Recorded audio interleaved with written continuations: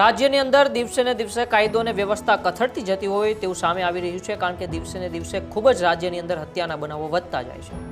છેલ્લા ઘણા દિવસોમાં દરરોજ એક બે હત્યા રાજ્યની અંદર થઈ રહી છે અને ફરી એક વખત આજે ગીર સોમનાથની અંદર ડારીમાં એક લોહિયાળ જંગ ખેલાણો છે ને લોહિયાળ જંગની અંદર દંપત્યનો કરુણ અંત આવ્યો છે. શું થયું છે ગીર સોમનાથના ડારી ગામમાં અને કયા કારણોસર આ લોહિયાળ જંગ ખેલાણો છે, જાણીશું આજના વિડીયો.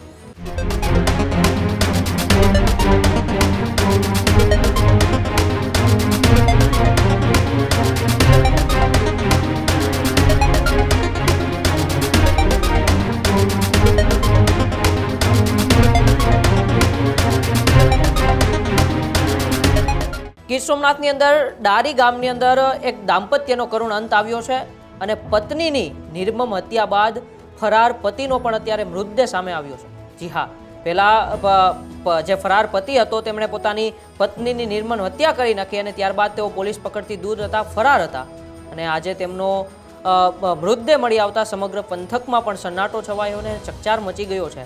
કેમ કે થોડા દિવસ પહેલા તેમની પત્નીની હત્યા થઈ હતી અને નિર્મમ હત્યા બાદ તે પતિ ફરાર હતા અને તે પતિની પણ આજે મૃતદેહ મળતા પોલીસ પણ દોડતી થઈ છે અને સુસાઇડ નોટની ચર્ચા વચ્ચે પોલીસ તપાસનો ધમધમાટ હવે ગીર સોમનાથની અંદર શરૂ કરવામાં આવ્યો છે, કારણ કે પિયર આવી રહેલી પત્ની પર ઘાતકી હુમલો કરવામાં આવ્યો હતો અને તેમની હત્યા થઈ હતી અને ત્યારબાદ તેમના પતિ ફરાર હતા અને ફરાર પતિનો પણ મૃતદેહ મળ્યો છે. તેથી હવે પોલીસ ખૂબ જ આરોપીઓ શંકાના દાયરામાં છે, તેમની પૂછપરછ પણ કરી રહી છે અને હવે ગીર સોમનાથ પોલીસ તપાસના ધમધમાટ શરૂ કરી દીધા છે. જે સુસાઇડ નોટ ગીર સોમનાથ પોલીસને મળી હતી તેમની પણ હવે તેમણે તપાસ શરૂ કરી છે. છરીના આડેધડ આશરે 7 થી 8 જેટલા ઘા મારીને હત્યા કરવામાં આવી હતી. તેમાં ઈજાગ્રસ્ત પત્નીનું સારવાર દરમિયાન મોત નીપજ્યું હતું. પહેલા 7 થી 8 જેટલા છરીના ઘા મારવામાં આવ્યા અને ઊંડા ઘા જે છરીના લાગ્યા હતા તેના લીધે પત્ની ખૂબ ઈજાગ્રસ્ત થઈ હતી અને બાદમાં તેઓને જ્યારે હોસ્પિટલ ખસેડવામાં આવ્યા અને ત્યાં સારવાર દરમિયાન તેમનું મોત થયું હતું. લાંબા સમયથી પતિ પત્ની વચ્ચે ઝઘડાઓ ચાલતા હતા, એ ઘર્ષણ ચાલતું હતું ને તેને લીધે હવે આ દાંપત્ય જીવનનો કરુણ અંત આવ્યો હોય તેવું લાગી રહ્યું છે. ચંપાબેને ભરણ પોષણનો કેસ પણ નોંધાવ્યો હતો, એટલે કે છેલ્લા ઘણા સમયથી આ જે પતિ અને પત્ની હતા તેની વચ્ચે ઝઘડા ચાલતા હતા પોતાના દાંપત્ય જીવનને લઈને અને જેઓની હત્યા થઈ એ ચંપાબેને તેમના પતિ સામે ભરણ પોષણનો કેસ પણ કોર્ટની અંદર નોંધાવેલો હતો અને અંતે તેમના 6 થી 8 છરીના ઘા મારીને હત્યા કરવામાં આવી અને હત્યા કર્યા બાદ છરી અને મોબાઈલ મૂકી તેમનો પતિ ત્યાંથી ફરાર થઈ ગયો હતો અને તે પતિની આજે લાશ મળી છે. પહેલાં તેઓની પત્નીની તેઓ નિર્મમ હત્યા કરે છે, ત્યારબાદ છરી અને મોબાઈલ તે જ સ્થળ ઉપર મૂકી દે છે અને પછી ત્યાંથી ફરાર થઈ જાય છે અને આજે તેમની લાશ મળી આવે છે. ઘટનાના બીજા દિવસે જ પતિની મૃતદેહ છે તે દરગાહ પાસેથી મળી આવતા અત્યારે હવે ચકચાર મચ્યો છે અને એલસીબી અને પ્રભાસ પાટણ પોલીસ સાથે ગીર સોમનાથ જિલ્લા પોલીસ પણ ઘટના સ્થળે પહોંચીને હવે તપાસના ધમધમાટ શરૂ કર્યા છે. ત્યારે આવો પહેલા ગીર સોમનાથ પોલીસના ડીવાયએસપી શું કહી રહ્યા છે એ સાંભળીએ. પ્રભાસ પાટણ પોલીસ સ્ટેશનના ડારી ગામે ગઈ તારીખ 22/12ના રોજ એક મર્ડરનો બનાવ બનેલ. એ અનુસંધાને પ્રભાસ પાટણ પોલીસ સ્ટેશનમાં મરણ જનારના ભાઈ દિનેશ કુમાર મેઘજીભાઈ કાંડપ્પાની ફરિયાદ લઈ બીએનએસ કલમ 103(1), 352 અને 351(2) મુજબ ગુનો દાખલ કરવામાં આવ્યો.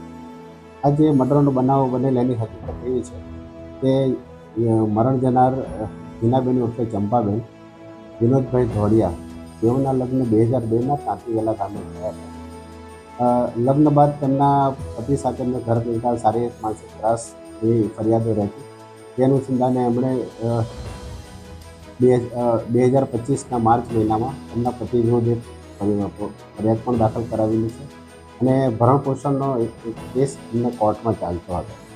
જે અનુસંધાને બેન છેલ્લા 6 માસથી રીસામણે પોતાના માવતરે હતા અને પોતાના માવતરે ત્યાં તેઓ સિલાઈ કામ કરી અને પોતાનું ગુજરાન ચલાવતા હતા. આ બાબતે એમના પતિ સાથે અવારનવાર માથાકૂટો થતી.